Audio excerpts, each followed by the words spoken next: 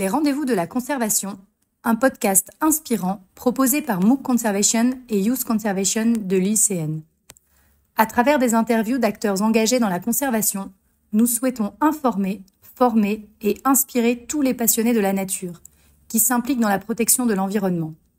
Bienvenue dans ces rendez-vous de la conservation.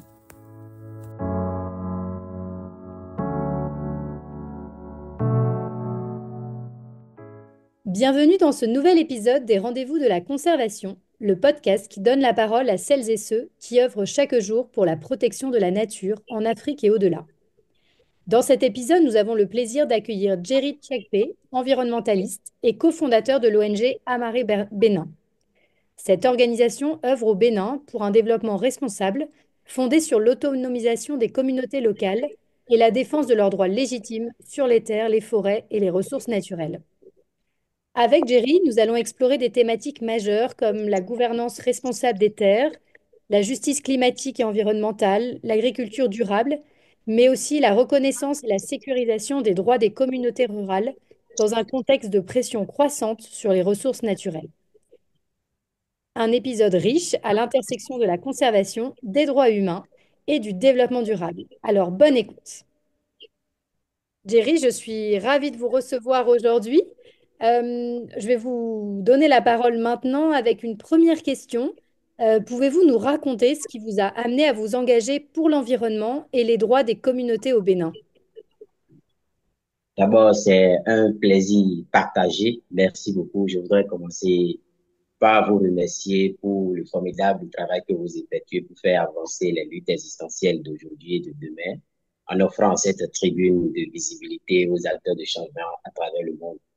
Merci également de m'avoir présenté, même si bon, ce n'est pas tout à fait exhaustif. Au moins, ça donne une idée de ce que je suis et mes champs thématiques d'intervention. Bon, pour la petite histoire, j'ai pour l'habitude de dire que mon engagement pour les causes environnementales, climatiques et autres et mon parcours aux côtés des communautés est une conséquence positive ou une suite logique d'un certain nombre de vécus personnels et aussi de mon cursus académique. Bon, il faut dire que déjà en classe de première ou cours secondaire,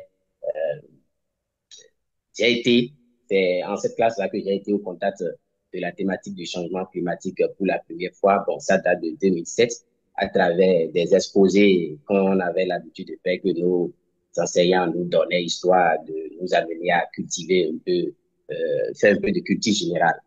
Donc, c'était donné à un groupe et ils avaient présenté un certain nombre de choses qui avaient attiré mon attention sur des choses que j'observais, mais que j'ignorais vraiment, qui ne suscitaient aucune réflexion en moi vis-à-vis du climat, vis-à-vis des temps qui changeaient déjà et c'était perceptible parce que, bon, moi, j'ai grandi pour la plupart du temps en milieu rural, en zone, tantôt zone rurale, zone périurbaine, ainsi de suite. Donc, voilà. Mais cette expérience n'était pas vraiment suffisante pour m'amener à m'engager véritablement dans l'environnement. Il a fallu plus tard un certain nombre d'événements malheureux en rapport avec les effets du changement climatique pour que je me décide vraiment de poursuivre mes études dans ces domaines de l'environnement, du climat et l'intersection je m'excuse, toutes ces thématiques. Entre autres, je peux citer ce qui m'avait le plus marqué. Il s'agit d'une inondation qui s'était produite de la nuit au petit matin dans une zone inondable de la vallée de Louémé, beaucoup plus dans la commune de Tango, où les eaux avaient pour l'habitude de s'installer progressivement, bon, peut-être pendant des jours, voire même des semaines. Mais en cette saison-là, ça s'était fait de façon subite et abondamment de la nuit au petit matin. Alors, les conséquences étaient très dévastatrices parce que les champs des producteurs, des productrices, parce que c'est une zone de production maraîchère, beaucoup plus le piment et la tomate. C'est ça qui fait la richesse de ces communautés-là. Et du jour, de la nuit au petit matin, tout s'est retrouvé englouti sous les eaux.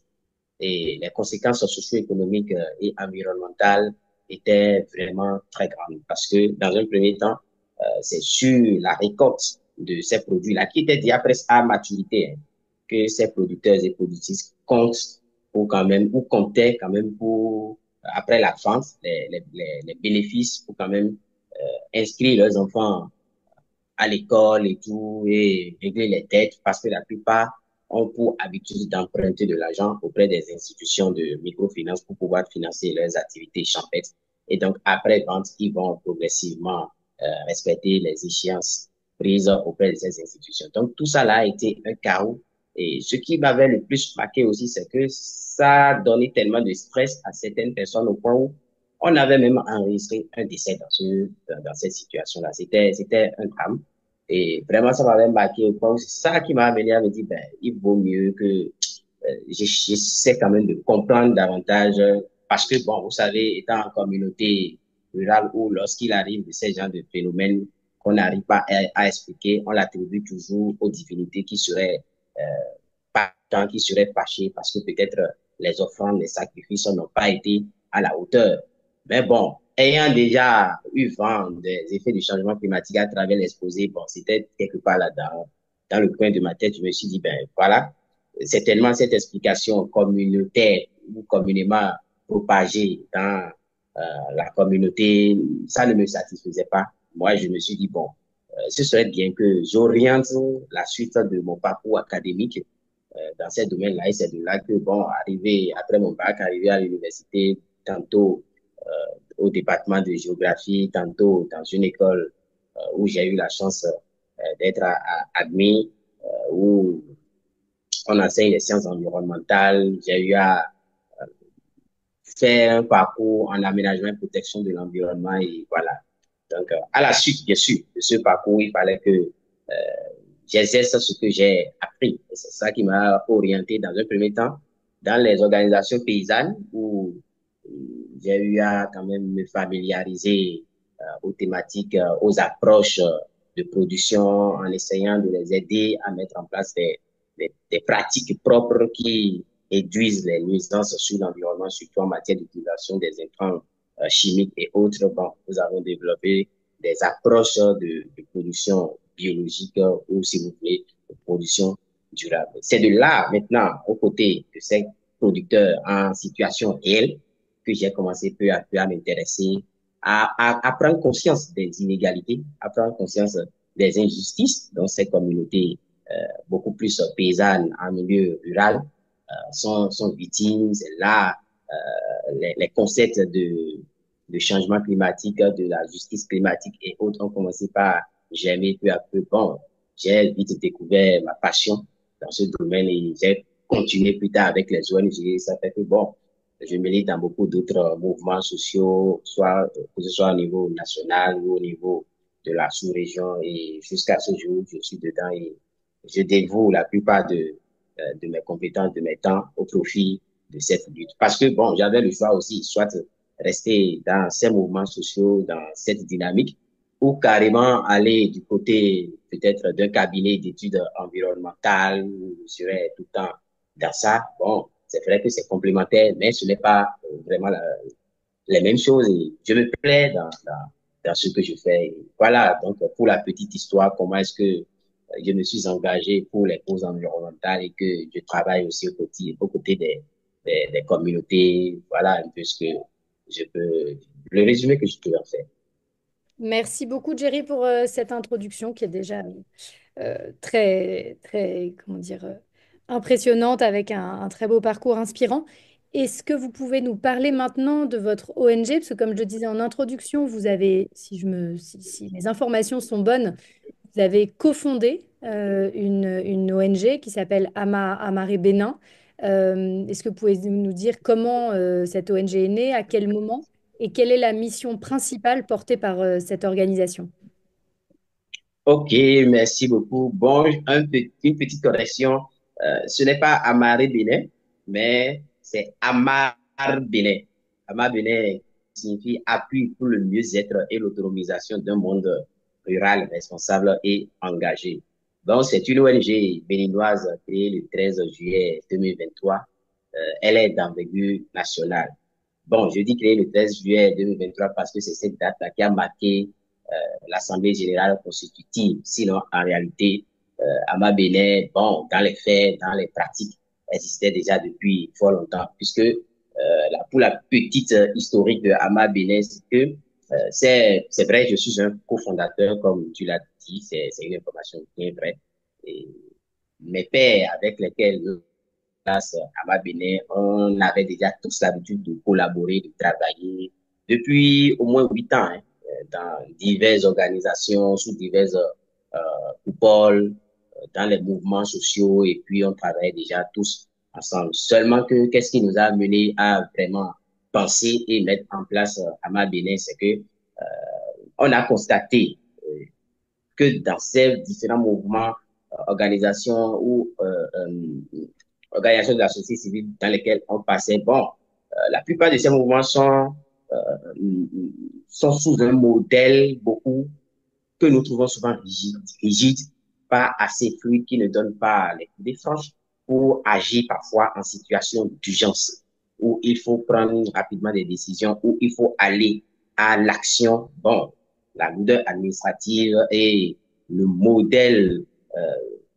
souvent vertical selon lequel, ou bien sur lequel la plupart de ces organisations sont montées, ça fait que, bon, la malléabilité, la flexibilité n'y sont pas toujours. Et c'est ça qui nous a amené, on s'est dit, ben, là, ben, on a l'habitude de collaborer, même sans organisation, on organise parfois euh, des initiatives ponctuelles. Pourquoi ne pas maintenant nous mettre ensemble et formaliser notre cadre d'intervention suivant notre vision des choses, notre approche, notre philosophie. Et c'est de là que, bon, on s'est mis ensemble finalement le 13 juillet 2023 pour instituer Ama Benin, qui est en train de faire son parcours. Sinon, pour revenir à la mission, je dirais que Ama Benin se positionne comme un partenaire d'appui technique aux communautés et mouvements ruraux, aux peuples autochtones, aux organisations paysannes, aux syndicats et aux organisations assimilées pour pouvoir comme la mission principale, c'est fournir un appui technique à tous ces mouvements-là parce que à notre sein, il y a presque tous les profils techniques nécessaires quand même pour accompagner le monde rural. Donc, pour revenir, sa mission, c'est de contribuer à assurer la sécurité, la souveraineté alimentaire et nutritionnelle, ainsi que le bien-être et la qualité de vie en milieu rural, en facilitant l'accès aux ressources naturelles et aux moyens d'exploitation durable pour gagner décemment sa vie et en plaidant pour la cause des droits humains. Donc, voilà un peu ce que nous faisons. Et ça fait que nous embrassons les champs thématiques tels que la gouvernance responsable des ressources naturelles, terres, eau et forêts, l'adaptation au changement climatique et la justice climatique, la promotion de l'agroécologie paysanne et de l'agroforesterie comme système ou modèle d'agriculture durable pour quand même faire face aux effets du changement climatique, la souveraineté alimentaire et nutritionnelle, la défense des droits des communautés, des peuples, la promotion du genre, de l'inclusion, la cohésion, la sécurité, la paix.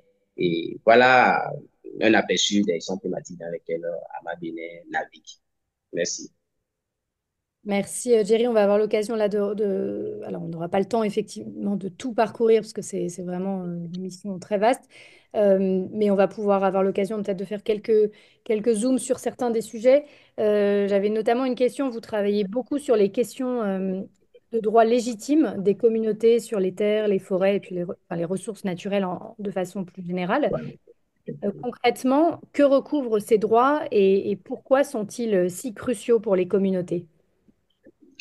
Merci. Effectivement, nous sommes très actifs sur ces droits qui constituent même l'épine dorsale de ce que nous faisons à Mabéné. Bon, les droits légitimes des communautés pour faire court, bon, ils englobent un certain nombre de droits de liberté qui visent à garantir leur participation à la vie culturelle, à reconnaître leur dignité et aussi tout ce qu'ils ont de culturel et autres, leur accès faciliter aussi l'accès aux ressources naturelles qui se retrouvent sur les terroirs de ces communautés-là, leur droit à l'autonomisation et leur capacité à préserver leur identité culturelle. Voilà un peu. Bon, ce sont des droits essentiels pour assurer la survie et le développement durable et responsable des communautés, notamment les communautés autochtones et locales, les communautés vulnérables et autres dont généralement on oublie les voix. Donc, quand on parle de droits légitimes, voilà un peu ce que ça regroupe les droits culturels et d'identité, les droits à la participation à la vie culturelle, c'est-à-dire ces communautés doivent participer à aux prises de décision les concernant les ressources, l'environnement, le cadre de vie. Ils doivent être aussi acteurs et non simplement être des cibles. Donc, ça veut dire que ils doivent être associés à l'élaboration des politiques, des stratégies, les conseils, bon, pas forcément les concernant spécifiquement, mais de façon générale, on doit les associer et écouter aussi, les écouter et avoir leur version des choses. C'est un peu ça lorsque nous parlons de droits légitimes, et que ce soit en rapport avec la terre, en rapport avec les eaux, en rapport avec les forêts. La plupart du temps, ce sont ces communautés-là qui sont les vrais dépositaires de ces ressources naturelles qui se retrouvent dans leur milieu. Donc, vouloir les exploiter sans les écouter ou en les écartant ou faire comme s'ils n'existent pas, ce n'est pas bien. Ça n'augure pas un bon avenir parce que, bien sûr, ça doit être, tout doit se faire de façon durable. Et c'est ce que regroupe un peu ces droits. Ça va au-delà, bon, bien sûr, ça prend en compte tout ce que regroupe les droits humains, mais au-delà, ça prend en compte les aspects d'équité et d'équitabilité. Et voilà, rapidement, ce que je peux brosser par rapport aux droits légitimes des communautés en rapport à leurs ressources naturelles. Et vous parlez aussi enfin, vous en avez parlé de gouvernance responsable, ce qui est un sujet, qui est un sujet lié, mais peut-être pour nos auditeurs, donner un peu plus de concret sur ce que, enfin, en quoi consiste une gouvernance responsable des terres, des eaux et des forêts selon vous, peut-être à travers des exemples un peu concrets et puis relié toujours au contexte béninois, hein, qui est votre terrain de jeu. Donc voilà, si on peut un peu creuser ce sujet ensemble, Jerry, de gouvernance responsable. Oui, merci. Lorsqu'on parle de gouvernance responsable, on peut dire que c'est l'ensemble de façon générale d'abord, des règles, des processus et institutions qui déterminent comment les ressources naturelles telles que l'eau, la terre, les forêts et autres sont gérées et utilisées, bien sûr, de façon inclusive et participative. Je le mentionnais tout à l'heure dans les droits légitimes, comme tu l'as dit, c'est lié, c'est lié. Donc, ça consiste maintenant à considérer les droits des communautés, le droit légitime que je venais d'évoquer dans la gouvernance, dans la gestion, afin d'assurer la durabilité et que tout se passe de façon équitable. Bon, lorsque je reviens au contexte béninois, par exemple, un sujet sur lequel nous travaillons beaucoup plus, c'est la gouvernance responsable des terres. Bon, sous d'autres cieux, pas forcément à Amabéné.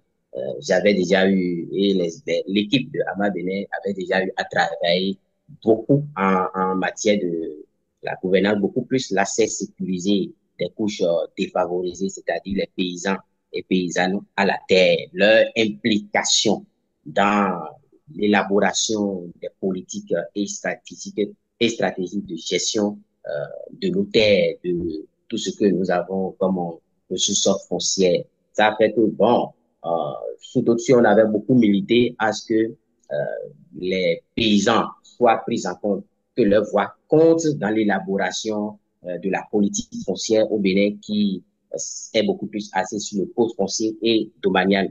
Comment faire pour que on avait initié des plaidoyers, on avait initié des actions pour que pendant l'élaboration, les communautés un peu partout puissent s'y retrouver. Il y avait une alliance d'un certain nombre d'organisations de la société civile qui était mise en place, qui avait œuvré à ce que vraiment la voix des communautés compte. Et effectivement, ça avait changé un certain nombre de choses parce que les premières montures de ce code-là, c'était beaucoup plus ouvert aux multinationales et autres, mais avec l'implication des organisations de la société civile qui sont quand même des acteurs qui accompagnent les communautés à la base, qui essaient de porter haut la voix des communautés à la base. Ça a changé un certain nombre de choses. Il y a eu un certain nombre de verrous qui sécurisent quand même les terres rurales pour ces communautés, même si, bon, il y a encore quelques failles. On sait qu'aucune œuvre humaine n'est totalement parfaite. C'est avec le temps, on essaie de corriger. Même en 2017, quand il y avait eu une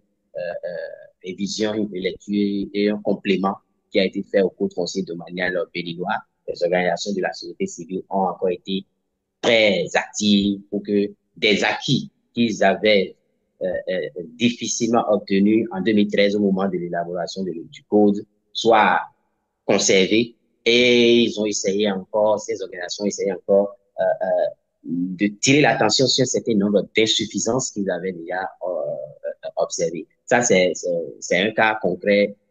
Bon, dans l'actualité, aujourd'hui, bon, dans la mise en œuvre de la politique foncière, il y a pas mal et aussi selon l'élan, la dynamique impulsée par les autorités actuelles qui est de révéler le Bénin un peu partout sur divers plans. Il y a les infrastructures qui sont en train d'être réalisées un peu partout. Ça fait que bon, il y a aussi des expropriations par-ci, par-là. Et le défi, c'est de travailler à ce que vraiment ces expropriations, parce que ça fait partie aussi de la gouvernance responsable des ressources naturelles, ces expropriations se fassent dans les normes, qu'il y ait consentement des communautés, qu'il y ait compensation juste et préalable des communautés. Et voilà, ce n'est pas toujours le cas. Parce que, bon, le gouvernement étant toujours le gouvernement, les autorités étant toujours les autorités, puisque on le dit, hein, la terre appartient à l'État, au Bénin. Donc, sous cette coupole et tous les droits institutionnels qui sont donnés aux autorités, bon, on observe un certain nombre de violations de ces droits légitimes vis-à-vis des communautés et dans la mise en œuvre de ces instituts, de ces projets de grande envergure qui sont en cours pour révéler le Bénin. Donc, le travail, le défi pour nous, acteurs de la société civile actuellement, c'est de travailler à ce que, bon, un certain nombre de normes soient respectées pour que nous puissions dire que la gouvernance responsable est effective et en bonne voie au Bénin. Voilà juste un exemple que je donne sur la gouvernance foncière. Sinon, sur la gouvernance forestière, il y a beaucoup d'autres cas. Peut-être que dans la suite de l'entretien, je vais y revenir avec un autre exemple pour spécifier ce que Abba Bénin est en train de faire de façon très claire et concrète sur le terrain. Merci, Jerry. Euh, on a parlé au tout début en introduction d'agriculture durable. C'est un sujet, je pense, qui est vraiment intéressant pour nos auditeurs. Et vous portez des nombreux projets en lien avec cette thématique via votre ONG. Quels sont les leviers pour une agriculture qui soit à la fois productive, équitable et respectueuse de l'environnement?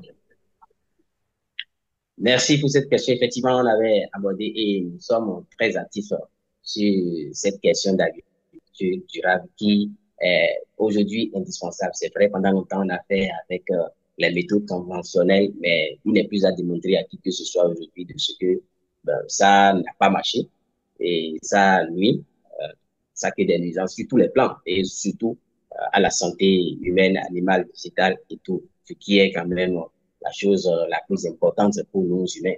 Donc, ce que nous faisons comme action sur le terrain, les leviers sur lesquels nous agissons, c'est d'abord le renforcement des capacités des communautés. Les communautés aujourd'hui sont conscientes de ce que, bon, la méthode conventionnelle n'a pas vraiment marché. Seulement, tellement elles ont été habituées à cette technique-là, qui, bien sûr, sont beaucoup plus faciles que les techniques pour une agriculture durable, qui sont beaucoup plus basées sur des pratiques naturelles, sur des approches déjà existantes, hein. Ce n'est rien de nouveau, c'est juste que, bon, il faut l'améliorer un peu. Ça demande beaucoup plus de travail, beaucoup plus d'innovation, beaucoup plus de créativité comparativement aux méthodes conventionnelles classiques qu'on connaissait. Donc, c'est d'abord de renforcer les capacités de ces communautés, à savoir trouver comment dire, les substituants de tout ce que nous avons comme engrais organiques et éléments qui composent les engrais organiques, à trouver des alternatives là, en se basant sur ce qu'ils ont comme ressources disponibles dans leur terroir. Parce que c'est de ça qu'il s'agit, la matière première, pour quand même essayer de changer un peu la donne. Et en matière de renforcement de capacité, on les forme sur la production des intrants organiques, le compost par exemple, pour substituer aux engrais chimiques euh, les, les, les pestifuges et non pesticides basés sur certaines plantes aromatiques telles que le lime et bien d'autres plantes qui se retrouvent dans leur localité, sur leur terroir. Voilà un peu comment nous le faisons et actuellement on est en train d'accompagner les communautés du Nord Bénin pour beaucoup plus dans la région du Pôle autour de la plus grande forêt sacrée et forêt classée du Bénin, la forêt des Trois-Rivières. On accompagne ces communautés-là à quand même, parce que la plupart de ces communautés exploitent les terres de la forêt et de jour en jour avec la démographie, les terres, pas défaut de bonnes pratiques agricoles, la superficie des terres ne fait que s'étendre. Bon, et cela a un impact sur les ressources parce que c'est une zone de conservation. Mais voilà que l'agriculture étant en expansion, ça ne fait que balayer chaque fois on emblave de très grandes superficies. Et après 2 saisons d'exploitation, parce que la terre n'est plus assez productive, parce qu'on n'a pas su utiliser les bonnes techniques, les bonnes méthodes pour une production abondante et durable, on laisse cette terre, on va prendre encore d'autres terres. Donc, ça crée des ennuis au point même, ça crée des situations de crise entre ces communautés-là. Et puis, les agents assermentés en charge de la conservation de la forêt, ce qui crée des tensions où le bon vivre, la paix, la cohésion sont menacés. Or, c'est déjà une zone qui tend vers le Sahel où l'insécurité, nous savons très bien euh, ce qui se passe dans ces régions-là où il y a les risques. Donc, tout est lié et nous trouvons que c'est parce que ces communautés-là sont fortement indépendantes de l'agriculture que ça entraîne toutes ces conséquences. Et donc, si on les aide, on les forme, on les accompagne à adopter les bonnes techniques en matière de rotation des sols, en matière d'agroforesterie et bien sûr, tout ce que je dis, ça se retrouve dans ce système de production que nous appelons agroécologie, qui en réalité n'est rien de nouveau. C'est un mode de vie qui nous amène à nous réapproprier de nos ancêtres en matière d'amendement des sols, en matière d'entretien, en matière de traitement contre les nuisibles et autres. Donc voilà. Donc dans un premier temps, on les sensibilise. Bon, sensibilisation, mais en réalité, c'est des communautés qui sont déjà conscientes de tout. Mais beaucoup plus, on les forme sur les techniques, les pratiques et aussi quelle posture adopter. Parce que je viens de dire, l'agriculture durable, ce n'est pas seulement que des techniques, ce n'est pas seulement que des pratiques, c'est tout un mode de vie pour rester en harmonie avec l'écosystème dans lequel on est, pour que, à la fois, en produisant, on puisse aussi contribuer au bien-être de la biodiversité environnante. Donc, voilà un peu et puis, bien sûr, avec l'appui de certains de nos partenaires, nous leur fournissons un certain nombre de matériel parce que, bon, il faut quand même les encourager, il faut quand même les motiver et nous les structurons, bien sûr, en de petites coopératives. Nous leur donnons des formations de façon intégrée sur la vie associative parce que c'est aussi un challenge. Nous leur renforçons aussi sur la gestion financière, l'éducation financière et puis bien sûr sur les autres pratiques d'agroécologie, d'agroforesterie. Parce que nous trouvons que tout ça là est lié, par manque de, euh, de bon vivre parfois, surtout que c'est une zone où l'insécurité est grandissante et aussi par méconnaissance des bonnes pratiques de gestion financière, ces communautés-là sont fortement dépendantes et sont toujours vulnérables, sans oublier qu'il y avait déjà des vulnérabilités qui existaient du fait d'une société beaucoup plus patriarcale, sans oublier aussi les activations de tout ça là par les effets du changement climatique. Donc, c'est un nexus qu'il faut essayer de gérer de façon beaucoup plus holistique et intégrer. Bien sûr, l'agriculture durable ou bien l'agriculture de façon générale constitue un pan très important parce que c'est la base des activités socio-économiques de ces communautés-là. Donc, voilà un peu de façon en gros et peut-être un peu spécifique ce que je peux dire concernant l'agriculture durable. Merci beaucoup, Jerry. Malheureusement, le temps file et donc on va arriver à la fin de notre entretien. Je vais vous poser du coup une dernière question que j'aime poser à mes invités. Euh, Quel message aimeriez-vous transmettre aux jeunes ou aux professionnels qui souhaitent s'engager aujourd'hui pour les droits des communautés et la protection de la nature? Et ça sera le mot de la fin. Merci beaucoup. Bon, moi-même, je suis jeune. Bon, peut-être que j'ai juste eu la chance de vite m'intéresser à ces causes. Non, je dirais tout simplement que, bon, en tant que jeunes, nous avons l'énergie qu'il faut et essayons d'orienter, de canaliser notre énergie pour les causes justes, pour les luttes existentielles d'aujourd'hui et celles de demain. Nous sommes des acteurs de changement et ça, nous ne le disons juste pas parce que c'est des mots, mais parce que c'est une réalité. Et nous devons nous intéresser à toutes ces thématiques, à toutes ces questions, parce que nous sommes l'avenir.